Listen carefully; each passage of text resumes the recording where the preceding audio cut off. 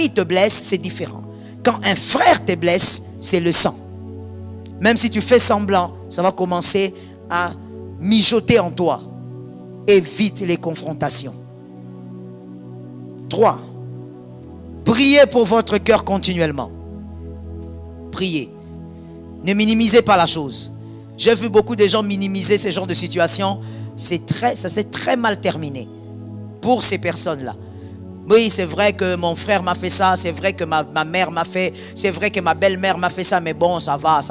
Le ça va là, après 2 mois, vous apprenez une catastrophe. Attention avec le cœur. Le cœur a ses caprices. Il ne faut pas jouer. La santé a ses réalités. Il ne faut pas minimiser une trahison familiale.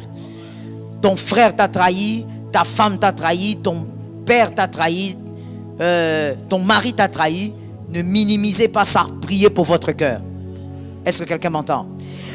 Lorsque je parle par exemple des confrontations, j'aimerais placer un petit équilibre. C'est que quand c'est votre mari qui vous trahit, votre femme, vous devez en parler. Parce que votre mari, votre femme, c'est vous-même. C'est votre vie. Votre vie est en jeu. Vous devez absolument en parler.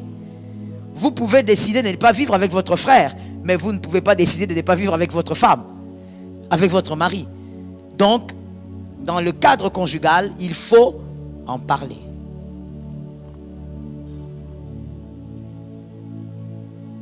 Quantième réaction. 4e, prenez vos distances avec le traître. Prenez vos distances. Le dernier repas que Jésus avait eu avec Judas, c'était avant qu'il ne soit traître. Lorsqu'il a trahi, il n'y a plus eu de proximité. Le dernier repas que Jésus a eu avec Judas, c'était avant qu'il n'aille vendre Jésus. Après la vente, il n'y a plus eu rencontre. Le traître doit être tenu à distance. Surtout quand c'est un traître de sang, votre frère. Gardez vos distances. Est-ce que quelqu'un m'entend? Peu importe la nature de votre fraternité. Lorsqu'il y a trahison, avec preuve, il faut prendre des distances. Restez frères, mais pas amis. Restez frères et surtout pas confidents. Partagez le pain avec lui. C'est votre sang. Vous n'avez pas le choix. Vous êtes condamné par le sang. C'est votre sang. Partagez le pain, mais jamais le fardeau de votre cœur. Partageons le pain, mais le fardeau du cœur, jamais. Que tu aies bien ou pas, garde ça pour toi. Est-ce que quelqu'un m'entend bien? Surtout dans la trahison familiale, il y a des fois où vous venez, je vous dis, c'est mon frère, je vais chez lui, je veux parler. Pendant que tu parles, lui dit, ce n'est que le début. Tu souffriras encore plus. Voilà pourquoi quand je déclare ici, sur les enfants, il faut avoir la sagesse de sceller et de recevoir pour les enfants. C'est une bénédiction que tous les enfants grandissent dans le Seigneur. Ton amen n'est pas normal. C'est une bénédiction que le nez, jusqu'au plus petit, tu les amènes à grandir dans le Saint-Esprit. Ils n'auront pas que l'amour que toi tu as communiqué, l'éducation, mais le Saint-Esprit va commencer à travailler l'amour des tout petits. Des tout petits. Et quand ils grandiront, personne ne jalousera l'autre. Parce que Jésus traite les cœurs depuis tout petit. La Bible dit, enseigne à l'enfant la voie qu'il doit suivre. À qui? À l'enfant, pas à l'adulte comme toi. À toi, avec toi, je compte sur le Saint-Esprit. Oui, je compte sur Jésus. Voilà pourquoi tu as obongité. Non, qu'à moi, je ne serai pas aussi blessé. Enseigne à l'enfant, parce que l'enfant va grandir avec. L'enfant aura la sémence. Faut pas. Et les parents, s'il vous plaît, vous qui venez au culte et vous laissez les enfants à la maison le dimanche, que Jésus vous fouette. Oh, tu n'as pas entendu? Que Jésus vous fouette. Oui, c'est pas normal. Toi, tu es vieux comme ça, tu cherches les ciels. Au lieu de communiquer les ciels à celui qui est encore tout petit. Tu ne peux pas aller au lieu de ta grâce, de la transformation, tu prends l'enfant qui a une longue destinée, tu laisses l'enfant à la maison. L'enfant reste à regarder Kirikou. En plus, tu n'as pas cherché un autre dessin animé, seulement Kirikou. Un dessin animé d'envoûtement. On va venir me porter plainte ici. Oh non, j'ai laissé l'enfant, il est en train de regarder les dessins animés. Comment elle était le dessin animé là, de la petite fille là, exploratrice là, c'est qui? Est-ce que vous savez que Dora n'était pas une petite fille? Vous ne savez pas, hein? C'était pas une petite fille. Dans les dessins animés, les occultes cachent beaucoup de choses. Puisque toutes ces choses, malheureusement, sont faites par les occultes. Beaucoup de codes mystiques que nos enfants apprennent déjà tout petits. Au nom de Jésus. Amène tes enfants à l'église. Amène tes enfants dans la maison de Dieu. Aime que tes enfants soient dans la maison de Dieu. Quand toi tu as mal aux pieds, dis à tes enfants, portez-moi, allons dans la maison de Dieu. Non, je n'ai pas entendu. Je sais que toi tu n'aimes pas la maison de Dieu, mais dis au moins amène pour tes enfants. Lorsque toi tu iras mal, dis à tes enfants, mettez-moi dans la voiture, amenez-moi dans la maison de Dieu. Que tes enfants apprennent ça. Tu vas délivrer tes enfants de tout ce qu'on vient de dire ici. Certains sont traîtres dans votre famille, pas parce qu'ils sont foncièrement mauvais, mais parce qu'ils n'avaient pas reçu la vérité. Quand ils étaient petits, ils ont grandi légumes. Quand il vient, maman dit, il dit à maman, maman on m'a tapé, va taper. Maman on m'a insulté, toi tu as insulté aussi? Oui, c'est bon. Tu ris, mais tu sais que tu es dans cette catégorie. Et avec ces cœurs-là, tu crois que l'enfant sera comment? Que Jésus épargne nos enfants. Tout à l'heure, tu vas prophétiser sur tes enfants, tu ne vas pas badiner avec ça. Je disais, partagez le pain et non les fardeaux du cœur. Celui qui a trahi ton cœur a trahi ton intelligence. Est-ce qu'on est d'accord avec ça? Yes, Seigneur, délivre-nous du mal. Celui qui a trahi ton cœur a trahi ton intelligence. Celui qui a joué avec ton intelligence une fois pensera que c'est possible de refaire. Voilà pourquoi le traître, on ne le garde pas prêt. Dès que tu as découvert que c'est un traître, prends tes distances. S'il venait chez toi à la maison tous les jours, tu lui dis, frère, ces derniers temps, je serai très absent.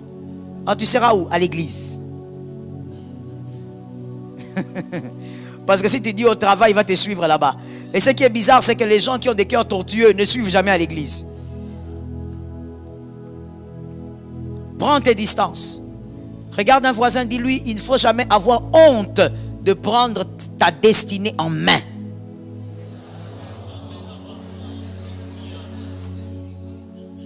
Tu ne dois pas avoir honte de ça. Écoute ce que j'ai entendu. J'entends ça ces derniers temps. Il y a certaines sœurs qui me disent, quand je dis à une sœur, écoute, tu vois la relation là, elle est toxique, fais attention avec ça. Elle me dit, et puis tu dis par exemple à la sœur, normalement tu devrais bloquer un garçon comme ça. Elle dit, ah, maman, il m'a rien fait. Je ne comprends pas trop les filles, mais pourquoi? Je ne comprends pas trop. Au fait, on ne s'éloigne pas de quelqu'un parce qu'il t'a fait forcément quelque chose. On s'éloigne de quelqu'un parce qu'on veut protéger sa destinée. Le problème avec la génération actuelle, surtout avec les filles, c'est que vous avez plus priorisé les intérêts que votre destinée. Quand quelqu'un commence à déranger ta destinée, déranger l'épanouissement de ta destinée, déranger la sagesse de ta destinée, il veut t'animaliser alors que toi tu as une destinée de gloire. Tu le bloques. Mais j'écoute souvent cette phrase-là. Maman, comment? Il n'a rien fait. Il n'a rien fait. Comme une sœur à qui je disais, ce garçon-là, il faut bloquer. Il te demande des nudes. Il faut bloquer. Elle me dit, maman, comment je vais faire? Tu ne connais pas manipuler le téléphone? Parce que je ne comprends pas. Comment tu vas faire? Ça veut dire quoi? Mais il ne m'a rien fait. Quelqu'un qui te demande les nudes ne t'a rien fait. Mais c'est horrible ça. Quelqu'un qui te détruit, quelqu'un qui pense même que tu es moins qu'un animal, comment ça il t'a rien fait? À partir d'aujourd'hui, tu dois savoir que s'il y a quelque chose que Dieu te donne, la capacité de protéger, c'est ta destinée. Localise-moi 5 personnes, parce que je sais qu'il y a des gens qui, malgré ça, ces personnes n'entendent toujours pas. Localise-moi 5 personnes, dis-leur, sois responsable, prends ta destinée en main. Responsable. Sois responsable.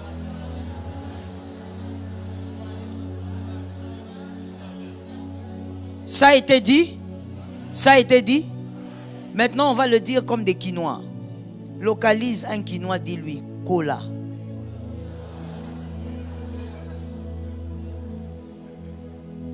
Il y a quelqu'un qui dit, oh, pasteur, pourquoi cette fille me dit cola? C'est une petite fille. Frère, c'est l'église. C'est ta soeur dans le Seigneur. Il faut grandir. Non, je veux faire comment? Il n'a rien fait. Il a tout fait. Et puis, comme je disais, on ne s'éloigne pas que des gens parce qu'ils ont fait. On s'éloigne quand on sent qu'ils veulent faire. La destinée est à protéger.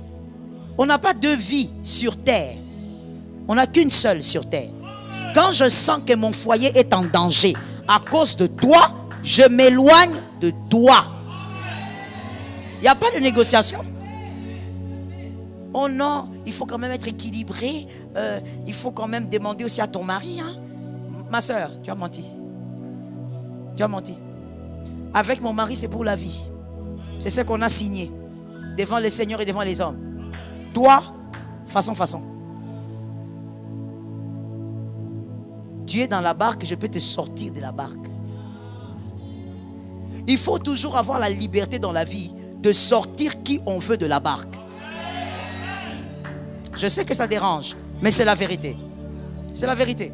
C'est pourquoi Jésus lui-même n'a pas voulu des disciples improvisés. Quelqu'un vient comme ça, on a lundi. Jésus n'a pas voulu ça. Lisez les Écritures. Il a lui-même choisi tous les disciples. Celui qui devait dormir avec lui la nuit, il a choisi. Toi, tu es avec moi. Toi, je ferai de toi pêcheur d'hommes. Toi, tu viens. Toi, tu ne viens pas.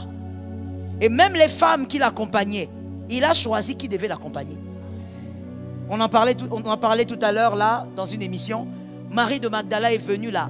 Elle a pleuré aux pieds de Jésus. Les larmes coulaient aux pieds. Elle a commencé à essuyer avec ses cheveux. Combien de minutes? La Bible ne dit pas. Jésus est resté calme. Une manière de dire à la dame, continue.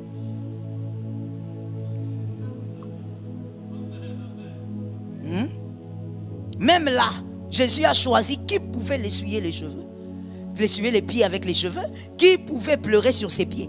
Aucun disciple n'a pleuré sur les pieds de Jésus. Aucun. Peut-être même qu'elle allait les chasser s'ils venaient. Mais lorsque cette femme est venue, elle a dit, il faut pleurer, il faut essuyer, il faut parfumer. Il choisissait. Toi, tu es là, tu es comme quelqu'un qui ne maîtrise pas ta vie. Comme si ta vie a été, il y a quelqu'un qui gère le souffle de ta vie. Il y a quelqu'un à qui tu as donné de l'argent pour qu'il te donne la vie. Quand tu dois t'arrêter, tu commences à réfléchir. Est-ce que vraiment? Mais à comprendre,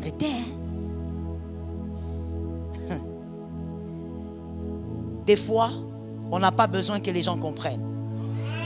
Des fois, on a juste besoin de bien comprendre quel est le sens de sa propre destinée. Est-ce que quelqu'un m'entend bien? Lorsque David devait tuer Goliath, tout le monde a dit, tu ne pourras pas.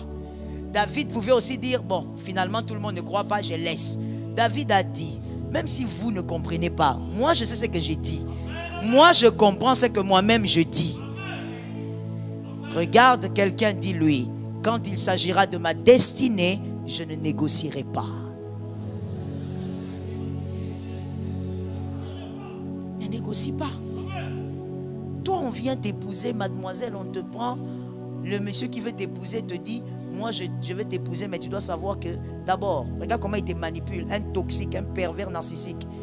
Il dit, moi je vais t'épouser comme on est en 2025 là, février, je t'épouse. Et toi tu es là, ah oui. Et puis il te dit, moi je vais t'épouser, je t'aime beaucoup, hein, mais moi vos histoires des églises là, écoute ta réponse. C'est pas grave, je suis ici. Tu fuiras, non? Toi, tu vois que là-dedans, tu vas trouver quoi? Tu vas fuir, tu vas t'étonner. Tu vois les pasteurs là, tu vas les chercher la nuit, matin, soir. Il y a des choses avec lesquelles on ne négocie pas. Comment une femme comme Marie, elle n'avait que 13 ans. Comment elle peut avoir plus de personnalité que toi? Elle n'avait que 13 ans.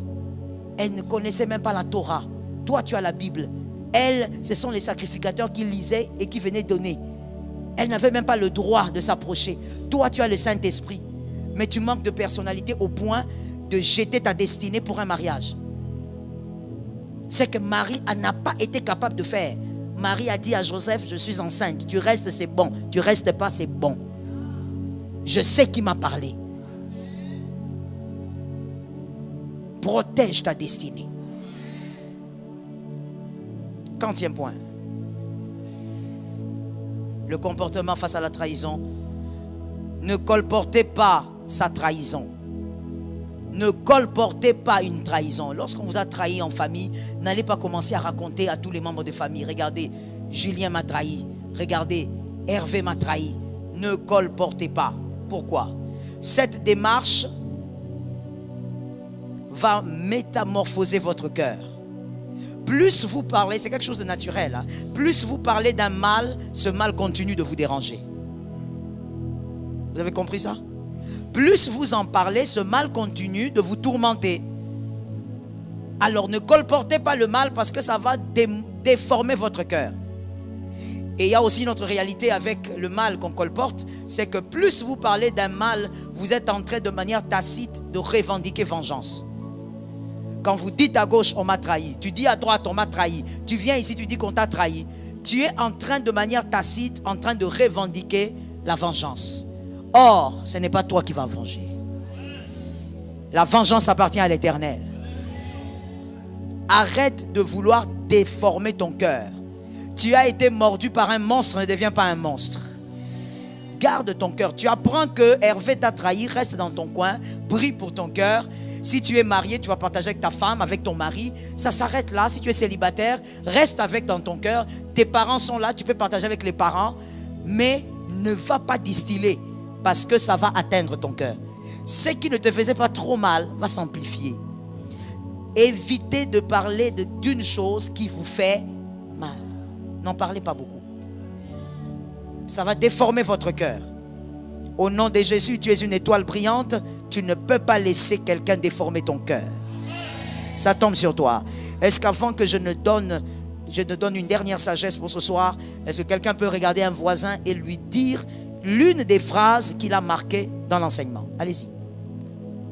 Oh mon Dieu. Oh mon Dieu. Oh mon Dieu. Oh mon Dieu. My goodness. Je ne pouvais pas m'imaginer. Oh my goodness. Je ne pouvais pas m'imaginer. Je suis toujours sous émotion. Comprenez mon émotion. Ce n'est pas possible. Oh my goodness. On a dit l'une des phrases qui t'a marqué. Toi tu dis l'une des phrases qui... Non, non, non. Vous voyez que il y a des gens qui ont raté la maternelle. Ce n'est pas possible. Est-ce qu'on peut recommencer? Dis à un voisin. Dis à quelqu'un l'une des phrases qui t'a manqué dans cet enseignement de ce soir. Vas-y.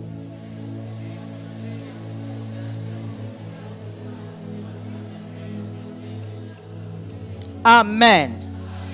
Que le Saint-Esprit utilise cette phrase pour créer la brèche de la victoire dans ta vie. Ne te laisse jamais, voilà la dernière phrase de la sagesse de ce soir. Ne te laisse jamais écrouler par une trahison. Ne te laisse jamais écrouler par une trahison, peu importe qui l'a faite. Ne considère jamais que c'est parce que tu as des gros problèmes que celui-là t'a trahi. N'amène jamais le mal vers toi quand il n'est pas chez toi. N'amène jamais le mal vers toi quand il n'est pas chez toi. Si tu amènes le mal vers toi alors qu'il n'est pas chez toi, tu vas te détruire.